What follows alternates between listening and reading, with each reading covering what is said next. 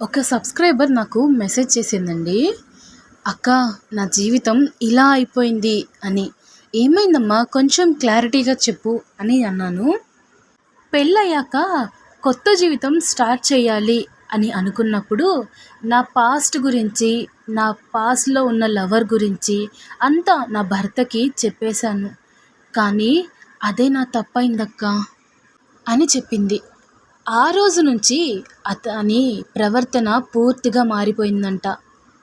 ఆమె మాట్లాడే ప్రతి మాట అనుమానం, ఆమె చేసే ప్రతి పని సందేహం.